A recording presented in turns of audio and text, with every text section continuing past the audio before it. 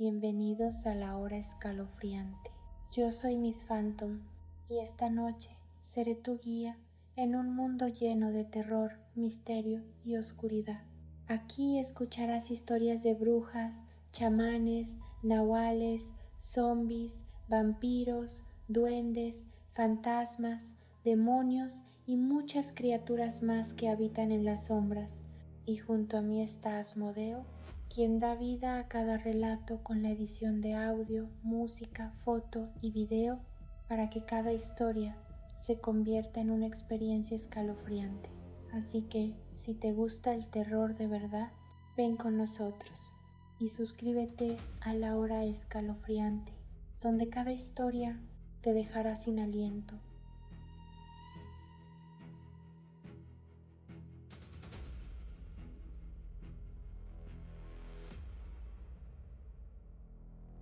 La granja de los Navarros se levantaba lejos de todo, donde la tierra parecía haber olvidado cómo dar vida.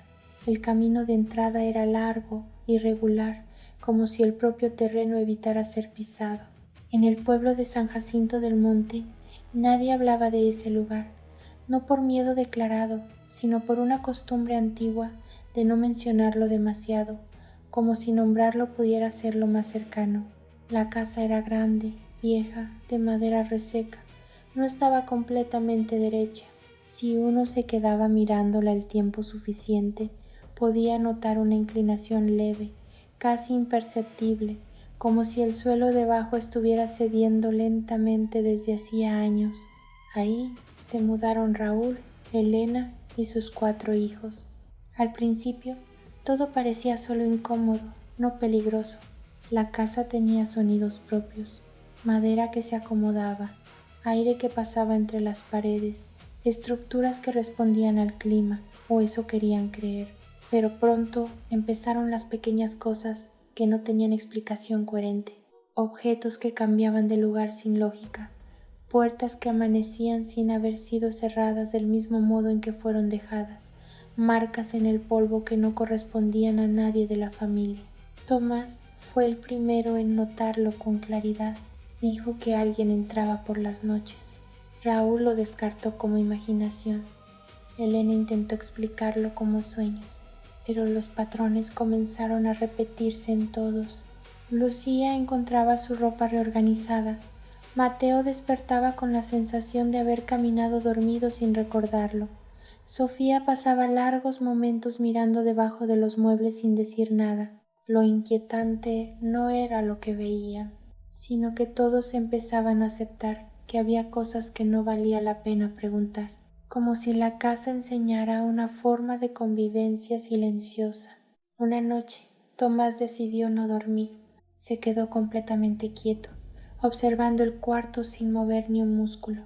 No había plan, solo la sensación de que si cerraba los ojos algo cambiaría. Y cambió. No hubo entrada, no hubo transición visible. Simplemente estaban ahí, pequeñas figuras que no parecían caminar, sino acomodarse dentro del espacio. Surgían desde puntos donde la estructura de la casa no parecía completamente sólida, debajo de la cama, entre las tablas del piso, desde las esquinas donde la luz no lograba sostenerse. Eran delgados, de proporciones incorrectas. Sus cuerpos parecían secos, como si hubieran sido formados sin agua o sin tiempo suficiente para completarse del todo. Sus ojos reflejaban la oscuridad, pero no mostraban intención. No miraban como animales. Miraban como algo que estaba aprendiendo a observar. Se movían sin ruido, sin duda, con una precisión inquietante, como si conocieran cada rincón de la casa mejor que sus habitantes. Uno se acercó a la cama de Sofía, se detuvo, inclinó la cabeza. No la tocó, solo permaneció ahí, observando su respiración durante demasiado tiempo, como si intentara entenderla. Tomás no se movió, comprendió algo sin que nadie se lo explicara. El hecho de ser visto cambiaba las reglas. A partir de esa noche, la casa dejó de fingir normalidad, no se volvió más activa. Se volvió más consciente.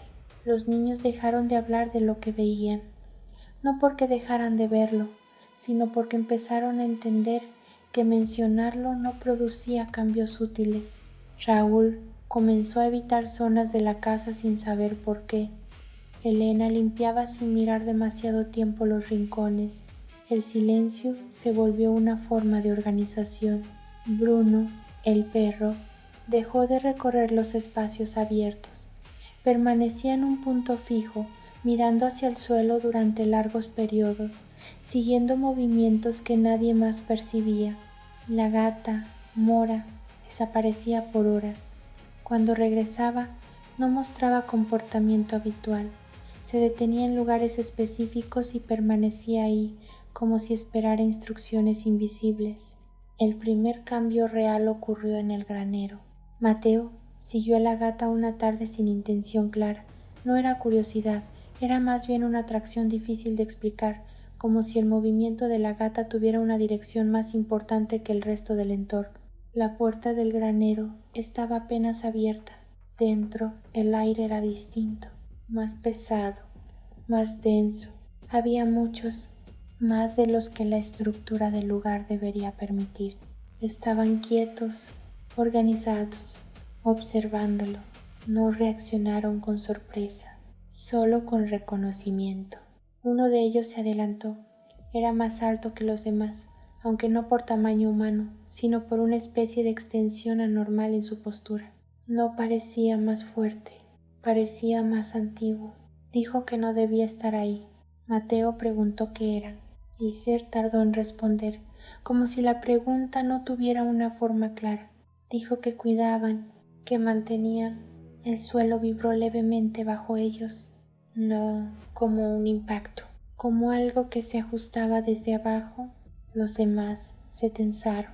El ser alto dijo que debía irse, que todavía no era visible para lo que estaba debajo. Mateo salió sin correr, sin gritar, como si entendiera que el ruido no cambiaba nada. Esa noche, Raúl no pudo dormir, no por miedo directo, sino por una incomodidad constante, como si la casa estuviera esperando una acción suya. Tomó una pala, salió al granero. No había una decisión clara detrás de eso, solo una certeza física de que debía hacerlo. Comenzó a cavar. La tierra no ofrecía resistencia uniforme. Había capas que cedían fácil y otras que parecían compactas de forma antinatural, hasta que la pala golpeó madera. No era una estructura reciente, era antigua, demasiado antigua para coincidir con la casa. Estaba sellada desde arriba, pero marcada desde abajo. Las marcas no eran herramientas, eran presiones, repetidas, intentos, como si algo hubiera estado empujando desde el otro lado durante mucho tiempo.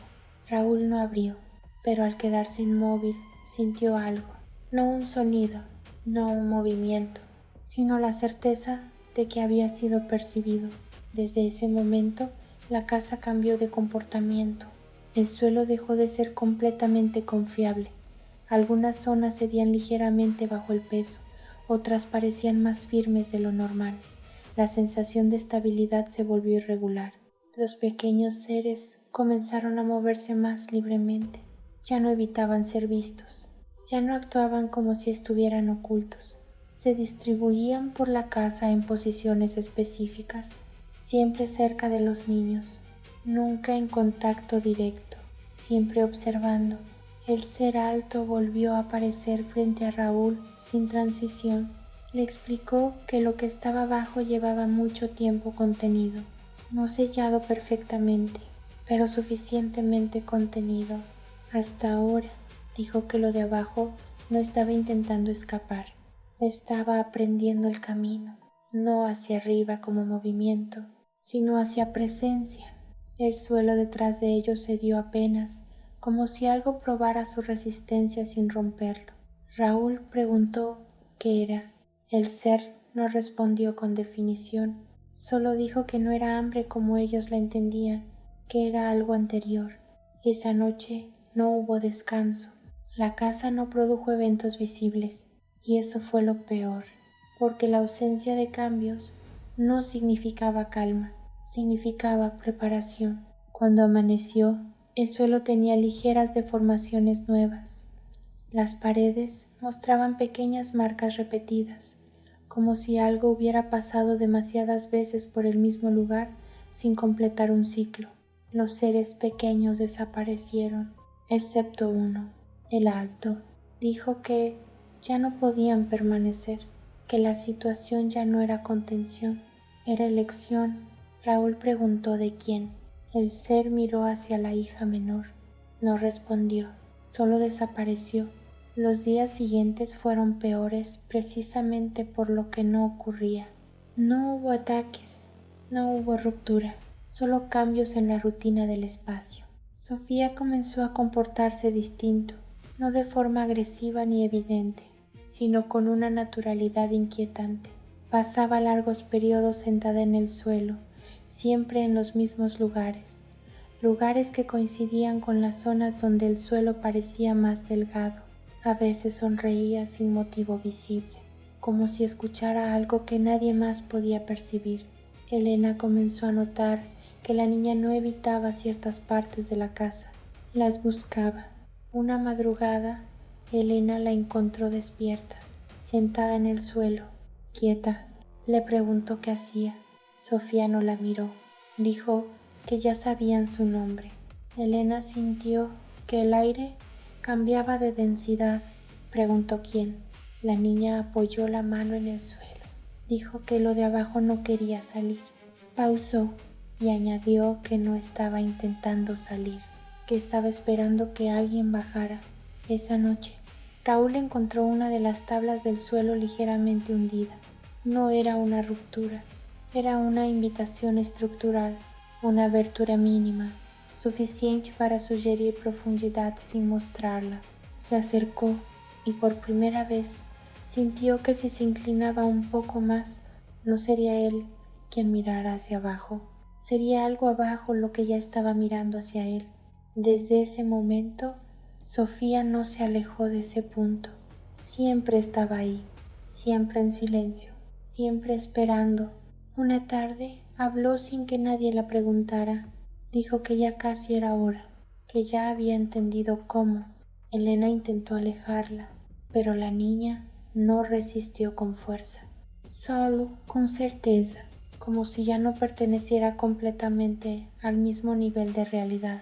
Esa noche no hubo sonido, pero todos despertaron al mismo tiempo, no por ruido, sino por ausencia. La casa se sentía vacía de algo que nunca habían identificado claramente. Raúl fue al punto del suelo hundido. La abertura era mayor. Sofía no estaba. El aire que salía de ahí no era frío ni caliente. Era antiguo, como un espacio que no debía conectarse con la superficie. Elena llamó su nombre. Sin respuesta, Raúl se arrodilló y vio movimiento, no hacia arriba, sino alejándose hacia abajo, como si algo se retirara lentamente. Comprendió entonces que no había sido un secuestro, no había sido arrastre, había sido elección, y que lo de abajo no necesitaba romper para llegar, solo necesitaba ser elegido. Desde esa noche, la casa dejó de resistirse, porque ya no había nada que la sostuviera desde dentro. El cambio no fue inmediato, no hubo colapso ni señales evidentes. Fue algo más sutil y por eso más difícil de soportar. La casa seguía en pie, pero ya no se sentía habitada. Era como si algo esencial se hubiera retirado, dejando solo la estructura, el cascarón. Los objetos dejaron de moverse sin razón. Las huellas en el polvo desaparecieron. Incluso el aire parecía más estable, pero esa calma no trajo alivio. Al contrario, era una calma incorrecta. Raúl lo sintió primero en las paredes. Ya no crujían como antes, no respondían al clima ni al paso del tiempo. Era como si hubieran dejado de escuchar a los que vivían dentro. Elena dejó de limpiar los rincones, no porque no quisiera, sino porque ya no encontraba sentido en hacerlo. Cada habitación parecía igual a la anterior, como si la casa hubiera empezado a repetirse a sí misma. Los niños también cambiaron y ya no hablaban de lo que veían, pero tampoco jugaban. Pasaban el tiempo sentados, sin una actividad clara, mirando puntos fijos de la casa que no tenían nada especial, al menos para los adultos. Solo Tomás parecía seguir observando todo con atención, y eso era lo que más lo inquietaba a Raúl, porque Tomás no tenía miedo, tenía expectativa, como si estuviera esperando algo que todavía no ocurría. Una mañana, Raúl bajó al granero. La puerta estaba abierta. No había señales de fuerza ni de ruptura. Simplemente no estaba cerrada del todo, como si nunca hubiera terminado de sellarse de nuevo. Adentro, la tierra seguía removida, pero no había huellas, ni de ida ni de vuelta, solo un espacio vacío donde antes había actividad. Raúl se quedó quieto mucho tiempo frente a ese lugar, esperando algún tipo de respuesta, pero el granero ya no respondía. Fue entonces cuando entendió algo que no había querido aceptar antes. No había sido una invasión, no había sido una lucha, había sido un proceso, y ahora estaba completo. Esa noche la casa cambió otra vez, en la forma en que se sentía estar dentro de ella. El silencio dejó de ser silencio, se volvió una especie de presencia constante, como si el espacio estuviera escuchando sin necesidad de oídos. Raúl comenzó a notar algo en las noches, no movimientos, no ruidos, sino patrones, como si la casa respirara, pero de manera irregular, no arriba, sino debajo. Elena también lo sintió. Se despertaba sin razón aparente, con la sensación de que el suelo no estaba completamente fijo, como si debajo de la madera hubiera algo que no terminaba de asentarse.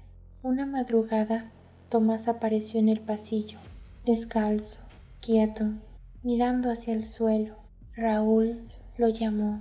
El niño no respondió de inmediato, solo dijo: «Ya casi lo entienden». Raúl sintió un vacío en el pecho. «¿Qué entienden?». Tomás tardó en contestar. Luego, con una calma inquietante, dijo que no estaba abajo. Hubo un silencio largo, el tipo de silencio que no espera respuesta. Raúl insistió: «Entonces, ¿dónde está?». Tomás bajó la mirada. Nunca se fue. Esa misma noche, el suelo del pasillo principal se marcó ligeramente. No se rompió, no se hundió, solo cambió su tensión, como si algo muy grande hubiera decidido apoyarse sin terminar de salir. Elena lo vio primero, se quedó inmóvil, no llamó a nadie, no gritó, solo entendió que cualquier reacción ya no tenía utilidad, porque la casa ya no era un lugar donde vivían, era un lugar donde algo estaba terminando de aprender a estar. Los días siguientes fueron casi idénticos, pero la repetición no era normal, era intencional. Las mismas posiciones, los mismos silencios, los mismos recorridos dentro de la casa, como si todo estuviera siendo observado desde un punto que no necesitaba moverse. Raúl empezó a evitar ciertas habitaciones, no por miedo directo, sino por la sensación de que entrar en ellas era interrumpir algo, como si la casa tuviera un orden que ya no incluía su voluntad. Una tarde, Elena encontró a Sofía de pie frente a la abertura del suelo. No lloraba, no estaba asustada, estaba quieta, como si escuchara algo que venía desde un lugar muy profundo. Elena la llamó. Sofía no se giró, solo dijo: «Ya no es un lugar». Elena no entendió. «¿Qué cosa?». La niña tardó en responder. «Lo de abajo». Hubo un silencio. Luego añadió: «Ahora es un camino». Esa noche, Raúl intentó salir de la casa. La puerta principal no estaba cerrada, pero al abrirla, no encontró el exterior como lo recordaba. El terreno parecía el mismo, pero no del todo. Había algo en la forma en que el horizonte se veía, como si la distancia entre la casa y el mundo hubiera cambiado, como si ya no estuvieran exactamente en el mismo lugar. Cerró la puerta, sin reaccionar demasiado, porque en ese punto la sorpresa ya no tenía lugar. Solo quedaba observación, Los días siguientes se volvieron difíciles de distinguir entre sí, no porque pasaran rápido, sino porque perdieron estructura. El tiempo dentro de la casa ya no era lineal. Raúl comenzó a notar que algunas conversaciones ya habían ocurrido antes o ocurrirían después, sin que eso significara diferencia alguna. Elena dejó de intentar organizar la rutina. No había nada que organizar. Todo parecía moverse hacia el mismo punto. Una noche, Tomás desapareció de su habitación. No hubo señales, no hubo resistencia. Simplemente no estaba. Raúl y Elena no lo buscaron de inmediato, porque algo dentro de ellos ya entendía que buscar había dejado de tener sentido dentro de esa casa. Horas después, el niño apareció en el pasillo, descalzo, mirando al suelo. Raúl lo tomó del brazo. ¿Dónde estabas? Tomás tardó en responder. Luego dijo, abajo no es profundo. Raúl lo miró, confundido. El niño levantó la vista, y por primera vez su expresión no parecía infantil. Es ancho. Esa noche el suelo volvió a cambiar. No se rompió, pero dejó de sentirse como superficie. Se volvió delgado, como si debajo no hubiera solo vacío o tierra, sino algo extendido en todas direcciones, algo que no estaba abajo, sino alrededor. Elena lo comprendió primero. No estaban sobre algo, estaban dentro de algo, y la casa no era una estructura encima de ello, era una marca en su superficie. Raúl no volvió a dormir, no porque no pudiera, sino porque ya no había diferencia entre estar despierto o no. El último cambio ocurrió sin aviso. La casa dejó de tener límites claros. Las habitaciones dejaron de sentirse separadas. Todo era un solo espacio continuo. El suelo del granero, el pasillo, los cuartos, todo parecía conectado, como si la estructura hubiera dejado de ser construcción y se hubiera convertido en un solo punto de acceso. Una tarde, Elena vio a Sofía nuevamente, sentada. No estaba sola. Raúl se acercó. No dijo nada, no porque no quisiera, sino porque ya no estaba seguro de que las palabras sirvieran para algo dentro de ese lugar. Sofía habló sin mirarlos. Ya no falta mucho. Raúl se arrodilló. ¿Qué viene? La niña tardó en responder. Luego dijo, lo que siempre estuvo intentando llegar, pero no tenía dónde. El suelo debajo de ellos vibró suavemente, no como un colapso, sino como una confirmación. Elena tomó la mano de Raúl, no por miedo, sino porque no había otra cosa que hacer, y entonces entendieron algo final. No era que la casa estuviera encima de algo vivo, era que la casa había sido la única parte visible de algo que siempre estuvo extendido, y ahora ya no necesitaba quedarse quieto.